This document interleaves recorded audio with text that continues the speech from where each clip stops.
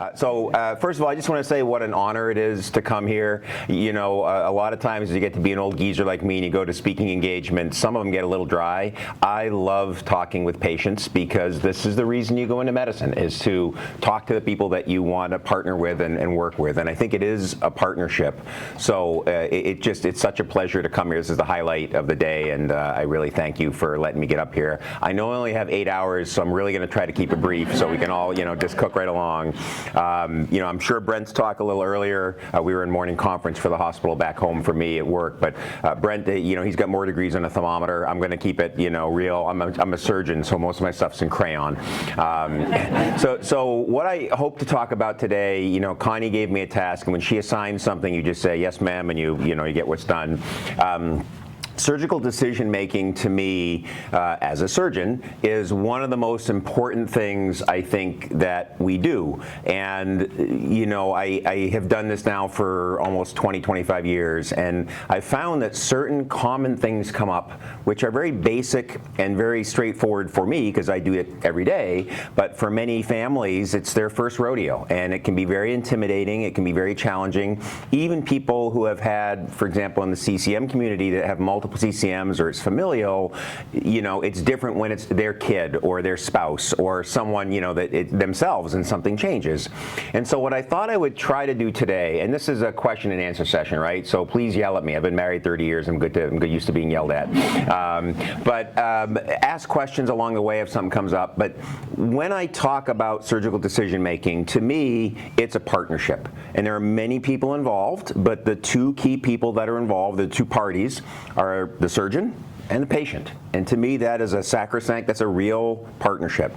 And so I thought I would sort of walk through this the way that many of my patients experience it, and sort of give some of the tips that go into both how we make surgical decisions from the doctor side, us nerds, and then from the patient side, some of the things that I think I see. Because one of the great things about these advocacy groups is not just, hopefully, if we're helpful and we learn something together in the room here today, but then you folks go out and you talk to the other people in the group, other people that are newly diagnosed with CCM, and you help them, right? I mean, that's another great purpose separate from helping each other in here. So I'm going to try to walk through it in that regard, sort of as a timeline, and then along the way fire some questions. At the end, I'll leave it open to sort of get peppered, if that's okay with everybody. So the first thing that happens in surgical decision making is something is found, right? I mean, no one just walks in the doctor's office saying, well, gee, can you scan me all over and see if there's something going on? There's a reason. And so it almost always starts with the patient, right? The vast minority of patients come into the emergency room and get surgery that day, right? Most people find it because of another reason. They've had a headache, they've had a seizure, they have a family history. It's rarely the emergency department. And so what I tell families is at some point it starts, right? The journey starts. I've got a diagnosis of a CCM. I've found it for whatever reason. I've had a seizure, I've had a headache, I've had a scan, something's there. And in that guide, as it starts out, somewhere along the line, the first question comes up is there a need for surgery? And so what I tell families is that the first thing you should do once you've sort of dealt with the idea of I've got a diagnosis, I have a CCM, is what is your question? Right? I really feel that too many people just come in like, I have a CCM, I need to see a doctor. And they don't really think about why are they going to spend all this time and money and effort to go see some nerd in pajamas and a surgeon. And so I think a very good thing, just as a family, without doctor talk, without spy talk, is what do I want out of this visit? Maybe it's just information. Maybe I want to understand, what is this thing? What is the part of the brain that's involved? What is the function of where this thing is or where they are? And what are we going to do about it, right? Those are the big three questions I always hear from patients in one form or another. What is this thing? What does the part of the brain do?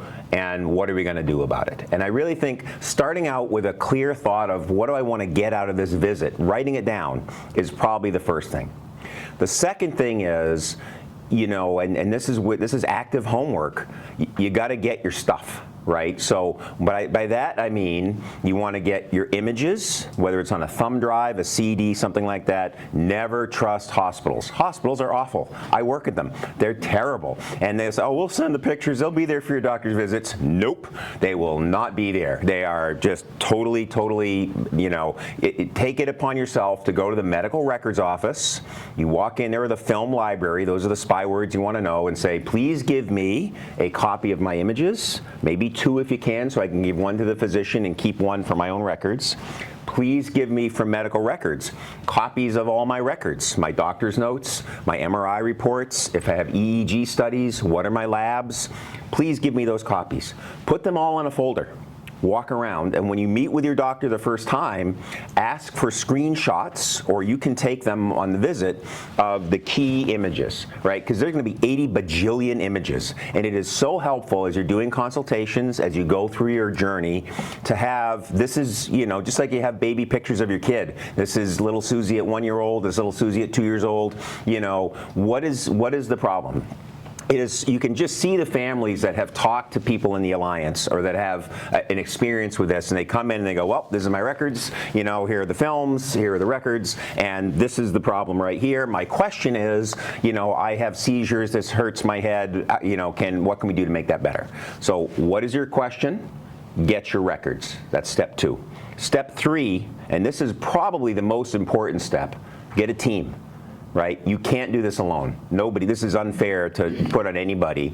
And as good as you are, and as attentive as you are, the best people I see is when that Zoom screen lights up for a visit and it looks like Hollywood Squares. That's an old TV show. You're probably too young to know what that is. But you know, this is my mom, this is my dad, this is my sister. I've got, you know, Aunt Methuselah who came in from Wisconsin.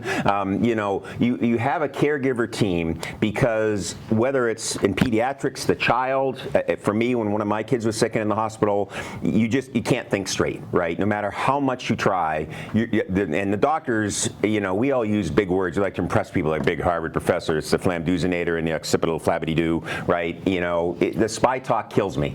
So the more you have a set of ears, a note taker, someone who is with you as your partner, that is a little more dispassionate, not that they don't care about you or care about your family, but you want your scribe, you want your wingman, you want your person that is going to help navigate this process with you. And the people, the families that come with teams that have designated that beforehand, they do really well.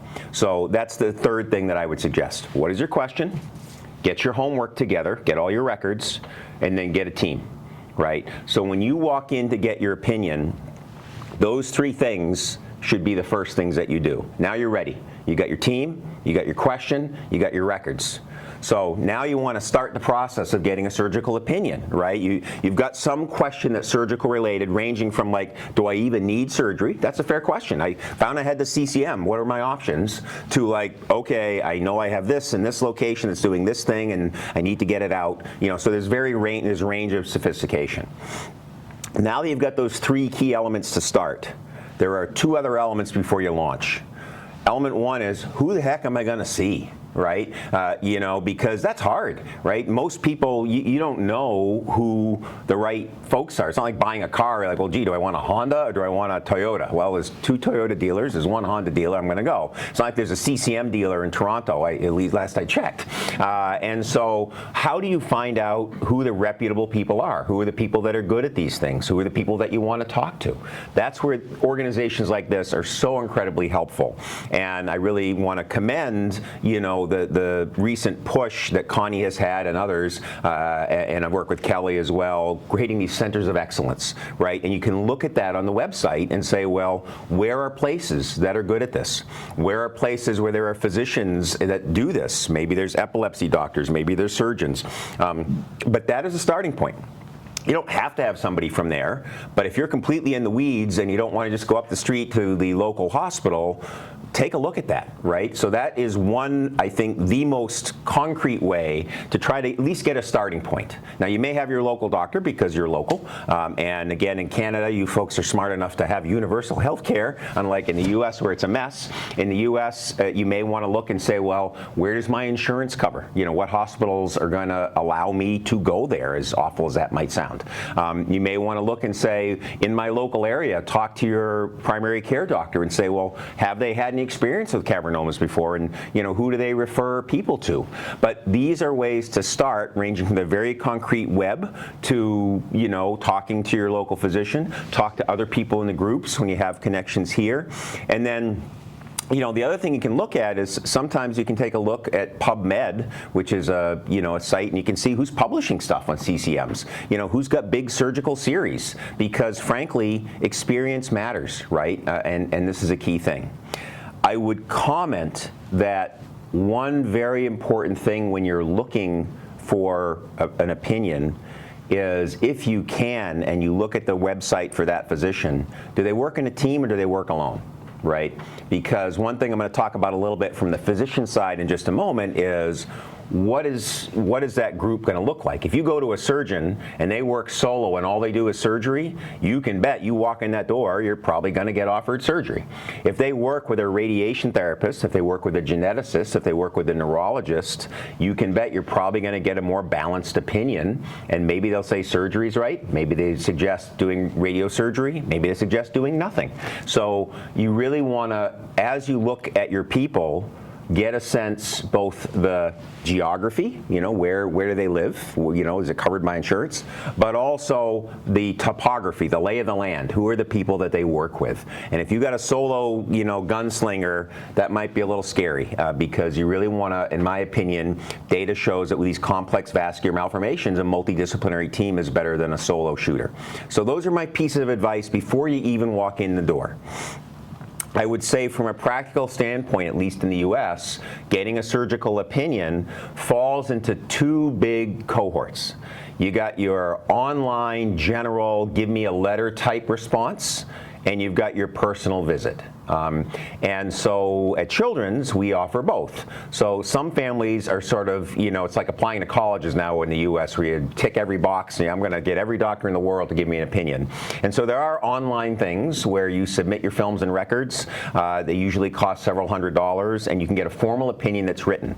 To me, the advantage of those are if you are on the fence or you really want a second opinion, but you don't have the time or the money to schlep a lot of places, and they can give you a little written report, and you can carry that around. It's called a Grand Rounds or Second Opinion. They have these sort of online services, and usually you can find them for a specific hospital. So that is one route to look at for an opinion that's a formal written opinion.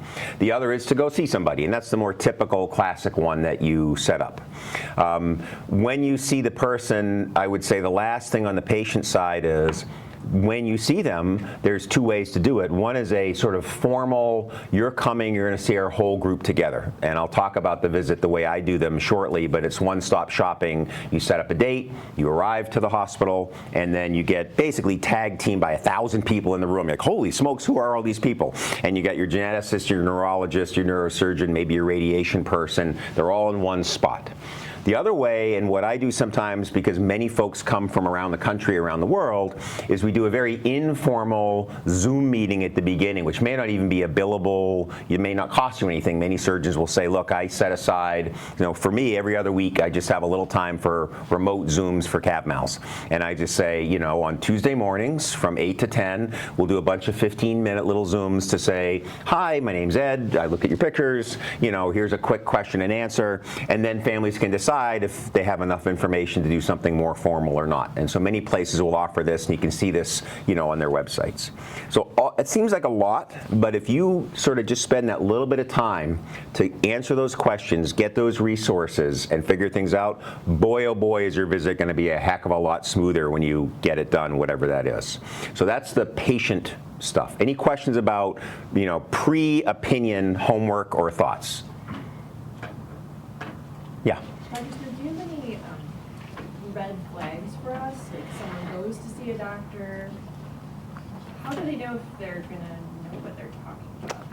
So that's a great question, and that leads, you're stealing my thunder, so you're asking a good one. So there are 3 ways to think about red flags. The first one I already mentioned, which is if they're a one-trick pony show, right? If you go in there and it is just Dr. X and there's nobody else in the room and they're just like, look, I do these surgeries all the time, I'm doing the surgery and that's it, I'm doing what you're saying. That makes me a little nervous. I think the first thing is, this is a multidisciplinary disease. You should be presented with multidisciplinary options. They all may say and think the same thing, but you certainly want the chance to do that. So that's flag 1, I think. Flag 2, have they written or done or published on doing these surgeries before? If you're walking in the door and, in this day and age, it's not that hard to publish or write about your surgical series or to do stuff, or at least have a report of what they've done.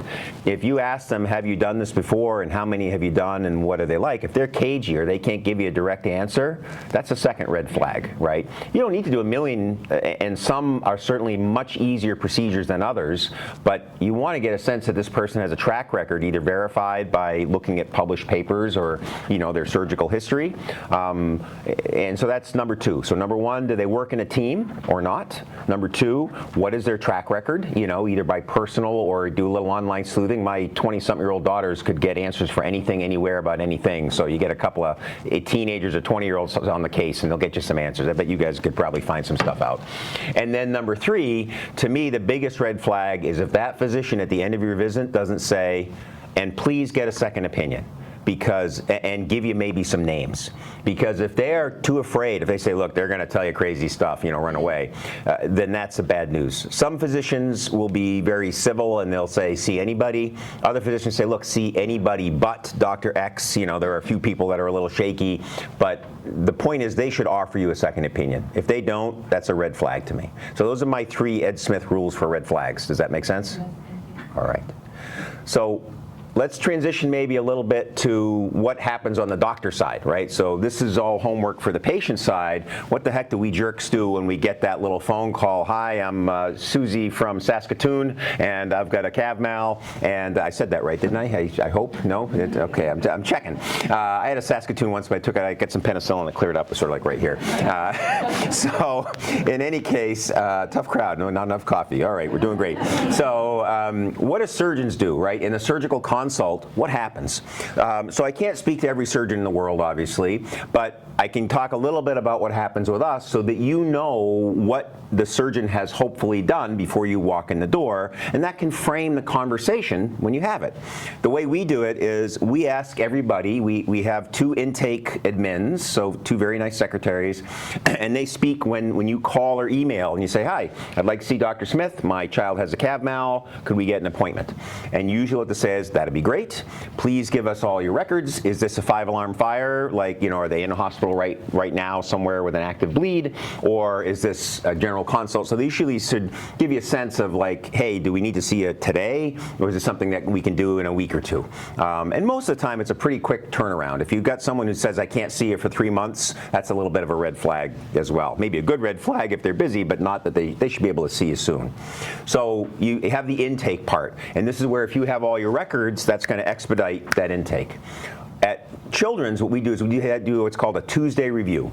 So every Tuesday, I get this god-awful gigantic email with all our vascular cases clustered by type. So we've got cavernous malformations, moya, AVMs, etc. And then we have a weekly conference where we first send the email around to everybody for 2 days. So I'm the boss, and I tell them you got 48 hours to review this. And they're supposed to, on their own, do their homework, and we have the fellows do this as well, look at the pictures, get the records, come to a, get familiar with the case. And then every Thursday, we have a morning conference where everybody gets together and we look at the pictures and talk about things. That way we've pre-screened the cases.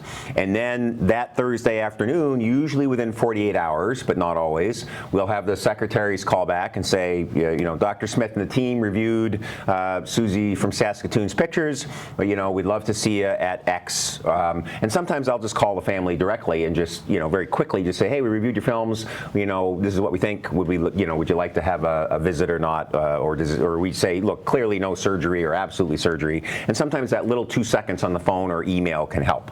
So that's how we screen and start the process, and that way when you come in the office, you've already had your pictures looked at by 6 different physicians, and neurologists, a couple of neurosurgeons, an interventional radiologist, an ICU doc. We've all seen that together.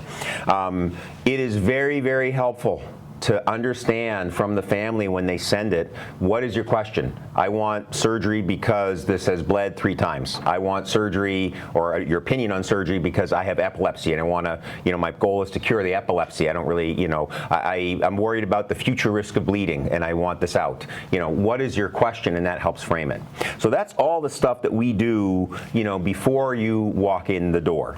I would say that leads finally to the visit. And when I see families, my first goal hopefully is try to put them at ease a little bit, right? Nobody likes to see a neurosurgeon, not my prom date, not my wife, nobody, they all kind of, oh geez, look at that guy in the pajamas. We're scary. And so really, honestly, in terms of the surgical consult, if you're asking what happens, I try to, get to know them a little bit, ask what's going on, get a sense as to what's what, but I really try to drill down to what their questions are. And almost always we lead with that, what is this? What's the part of the brain? What are we going to do about it? My goal in a surgical consultation, especially if we're doing it live or Zoom, is to have other people on the screen or in the room, if we can, so that you can hear from the neurologist. We have Dr. Lehman, our epilepsy and stroke neurology person, with us, at every visit. I'll have our nurse practitioner. We'll have the ICU team. I'll have typically one of the other surgeons or radiation folks, if that's a question. So I'll have, Alfred in the room. They're all there. And, what I try to do is to first flesh out, what is the question? What is your goal of surgery? And if there's one thing you should take away from a visit, the first thing should be, in my opinion, if we're talking about surgery, you should be able to walk out of that room at the end of the visit and say, what are the goals of the surgery? Because those goals are going to be different. It isn't just take it out, right? The goals might be take it all out if we can to reduce the risk of bleeding, take out some of it if we can to reduce mass or pressure on the brain, treat the epilepsy. Maybe we don't care as much about the lesion. Maybe it's more about stopping the seizures, because that's what's giving you problems. But if you don't walk out of the room and say, okay, Dr. Smith recommended surgery, this is the goal of the surgery, then I have failed in that visit, because if you're going to cut into somebody's head, you darn well better have a reason for what that is. So that's number one, is the goal. The second thing, after you've defined what the goal is and what is success, what is a failure, what are we going to do, is how are we going to achieve that goal? So first is the what, the why, why are we doing surgery? The second is the method. How the heck are we going to do it? And when you talk about surgery, honestly, there are really 2 biggies and 1 back door. So the real biggie is surgery, right? You cut into the head and you remove a malformation. And some of you here have had surgery, you know what that's like. But it is an open procedure ranging from so-called minimally invasive to maximally invasive, whatever it is a surgical procedure. That's number 1. Number 2 is radiosurgery, right? That is, again, there's a million different ways to phrase it. It is using radiation to essentially cause the equivalent of like a sunburn. And I don't know, for any of you, if you had sunburns, maybe not so much up in Canada as much as in the US. It's a little darker and snowier up here. But the idea is it thickens up the skin when you get a sunburn, and eventually that skin thickens up and sloughs off and creates this little bubble of yuck. Well, you want to use that in a good way for cavernous malformation, because it thickens it up and all the cells kind of toughen up and they clog off the blood vessels, and that kills off the malformation. So that's radiation. And then the third, which is evolving now, is this idea of laser, right? Sounds really cool. You got to go pew pew whenever you talk about it. LIT, or laser interstitial therapy. That's this idea of taking this little tiny fiber, putting it in somewhere and zapping it. To my knowledge, and I think in our group here, this is sort of a newer technique. Not that there's anything bad about it. There are folks that have had some great success with it. In my hands, I think LIT is probably best used for seizure control. It's great for sort of burning a little firewall around a seizure area. I'm a little concerned about the long-term efficacy of treating an actual malformation for cure, although people have talked about it. So that's, I think, a TBD, to be determined. But just so you know the lay of the land and the questions to ask: open surgery, radiation, maybe lit. And I would put those as a ballpark and say, do you do these? What do you offer them? What do you think is best for me? Because that's what you got to choose from. So question one is why are we doing this surgery? Question two is, what are the options that I've got? And I think the final thing to think about is when you're asking this, what are the complications and what are the bailouts, right? Any surgeon that says, oh, there's no complication, it'll be fine, it's no risk, so nothing happens, either they haven't done enough or they're giving you a little bit of a story. Because I think you want to clearly understand what those complications are. And I usually bucket them into two buckets. One is the holy smokes, we don't know, scary bad things can happen, right? If you're getting your appendix out of your tonsils, unexpected stuff can happen. You get massive bleeding, you can have a stroke, people can die from surgery, right? But those are extremely unlikely, but you darn well better bring it up and ask if that happens. And then the second question about a surgical consultation is, what should I expect? And what I usually tell families is, look, the most common things are going to be the high price of real estate where your cavernous malformation is. If your cavernous malformation is in the vision cortex, you're going to have a visual field cut probably, right? Is that worth it to you? And you want to ask, well, what does that mean? Does that affect my driving? How long is that going to be around? Is it permanent? What are your odds? How often does this happen? What about seizures? If I didn't have seizures before, could surgery cause seizures? If I do have seizures, what is the likelihood that doing surgery is going to get the seizures better? And be specific about what your surgeon thinks success looks like. If your impression is, I want every last bit of hemocyte and removed, the little, tattoo around these malformations, and the surgeon says, look, I don't think we need to do this for your particular case because of X, Y, or Z. If you have that conversation pre-surgery, great. If post-surgery you wake up or your child wakes up and there's a big ring of hemocyte in there and then there's a conflict after, that's potentially, what can I expect? And then what are your goals for success? What do we as a partnership, doctors and patients, think that is going to be a good success from my surgery? And then the last thing to talk about is recovery, right? I need to know what's going to happen after. And I usually divide my recovery folks up into three parts. So part one is, what is the hospitalization? And we have little videos online if you want to put yourself to sleep. It's like a couple of melatonin and a glass of red wine. But, it really walks through. Here's what happens. Like, you walk in the hospital and then you go here to pre-op and then you go to sleep. Who's doing the surgery? You might want to ask that. It darn well better be the surgeon. I mean, for me, yes, I have a fellow, but I'm there for every case from start to finish, and I try to treat the kids like they're my own kids. You don't want some medical student in there like, Google, hey, Google, where is the thalamus.com, And so you want to ask, who's in there? What are you using? How long is the surgery going to be? Is it going to be 3 hours? Is it going to be 6 hours? Where am I going after? Am I going to the intensive care unit? Am I going to the floor? Am I going home? How long should I be in the hospital, generally speaking? Is it overnight? Is it a week? When I'm done at the hospital, when do I get out of bed? When do I eat? Well, how much do I love Boston Children's Hospital food? The Jell-O is fantastic. We have orange and red, And then when you get home, what do I expect when I go home? When can I go back to work? When can I exercise? What can I carry? These are the kind of questions that, again, the more you clarify ahead of time, in my opinion, the less anxiety there is about the process. And every doctor should say, look, strange things can happen. This can be unexpected. You never know. But I find, again, everyone's going to be anxious when you're dealing with surgery, right? But the biggest anxiety comes from not knowing, in my opinion.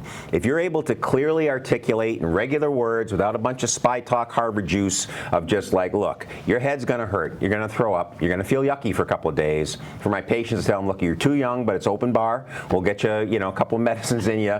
You're not going to feel awesome, but you're going to feel pretty good. Your parents are going to be right by your bedside the whole time, and then when you go home, you can be on Snapagram or InstaFace or whatever the cool kids are doing on your phones. We get one laugh in the crowd. Okay, the coffee's kicking in. Demystifying something with mystifying. Demystifying the process, I think, is a very important part of a surgical consultation because that alleviates at least some anxiety. So what is the hospitalization is part one. Part two is, what's my follow-up? What happens next? So I go home. I got a little time. I'm getting up and walking around. What's next? So part two We usually have about a 1-month follow-up. What do I do with my incision? When can I take a shower? I have to take a shower every month whether I want to or not. My wife makes me. So, what can I expect in terms of, what you're going to tell me for medications? How long do I need to be on certain things? So the second part is my short-term follow-up, whenever that is. Do I get my stitches out? What do I do? The third one is, what's my long-term plan? You've done surgery. Great. We did surgery for a reason. Was the surgery to cure things? Was the surgery to stop seizures? Was the surgery to reduce the risk of future bleeding? How do we prove your work, right? If you did like when you were up when you did math, you had to show your work, right? Well, how do you show that you did the work afterwards? Well, doc, what's the plan? Well, we're going to get a scan at 6 months. We're going to get a scan at 1 year. We're going to get an EEG at this time. We're going to wean your anti-epileptics at this point. Dr. Lehman is going to meet with you from neurology, and she's going to walk you through how to handle your headache medicines. Have a plan. And those 3 time windows during the hospital, the sort of 1-month follow-up, and then long-term, again, knowing what the plan is after the surgery can be really important. And part of that is, doc, what happens if I get a complication? If I get a wound infection? If I have a stroke? If I have a seizure? Number 1, what are the potential complications? Number 2, how likely are they? And number 3, give me a little talk about what that involves. And if the family doesn't ask that, I will propose that. Because again, my whole job in the surgical consultation, thinking about when you do surgery, how you do surgery, the actual technical approach, people get all bogged in the weeds. Well, you'll be using a number 15 blade or a number 17 blade. It doesn't matter. What I don't like are, someone in the family is like a podiatrist or something. Like, you got to ask them what size of sucker they're going to be using in the OR, because that's important, right? It doesn't matter. What you should be asking is, should I even be here in the OR, right? Why am I here? And I think the big message I'm trying to get across to families here is, try not to get too bogged down in the minutia of, well, what kind of microscope are you using, or what exactly is your approach. The big questions are, why am I here? What are we doing? What are the risks? And how likely is this going to help? Why, what are my symptoms, and what am I trying to get better? So having that in place, I think, is important. The last thing I would say is for follow-up. You walk out, you've had your surgery, we've talked through surgical decision making in terms of what you want as a person beforehand, what the doctor does beforehand, a little bit of what the meeting should be like, and how you go through that process of surgical decision making. When you walk out the door at the end after your surgery, how do you connect with your doctor when you're done? I give my personal email to my patients, because I tell a lot of people, look, I'm a dad first and a doctor second.